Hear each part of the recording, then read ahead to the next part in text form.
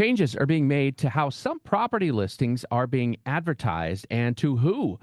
Here to make sense of it all is real estate expert Rick Sadle with Keller Williams Realty and SadleRealEstate.com. Good morning, Rick.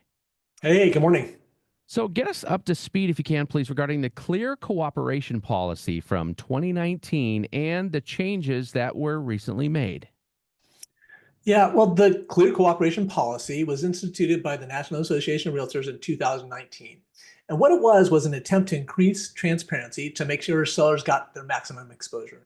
And what it said was this: if an agent took a listing and they started marketing it publicly, putting a sign in the yard or sending out email blasts, they actually had to put it in the MLS within one business day of that marketing.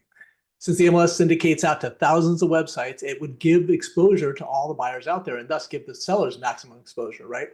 It was actually an attempt to keep what I term a few bad apple agents from trying to purposely find buyers on their own in an attempt to double in the deal. Now, that policy has served consumers well since then.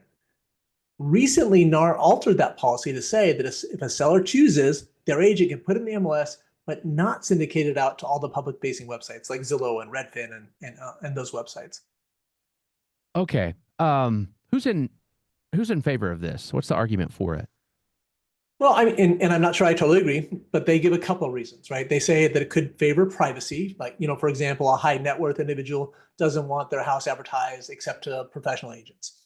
Or if the house is vacant, maybe only professional agents can see it, and that might cut down on burglaries.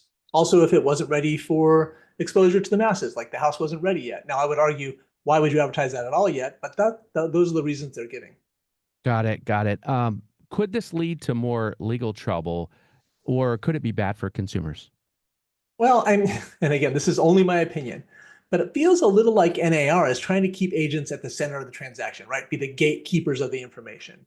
And what we really should be doing is helping the consumer and being transparent. That's what all those lawsuits were about, was transparency, right?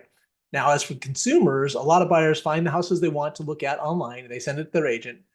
That's how it usually works now. In this case, if someone kept it out of the public exposure, those buyers wouldn't be able to see it, right? They would have to depend on their agents to send it to them from their MLS access. Okay. So all this is a little bit inside baseball. For the consumer, what kind of advice would you have? Well, I mean, here's the thing. The consumer, if people do this option, if sellers choose to not expose it to the public massive, but only to the MLS, then the consumer as a buyer wouldn't have much choice, right? They wouldn't be able to see it on Zillow or Redfin or any of these other public-facing websites.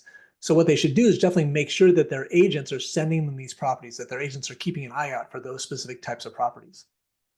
Okay. Yeah. Information is power. Great stuff, Rick. Thanks for breaking this down for us. Yeah, thanks.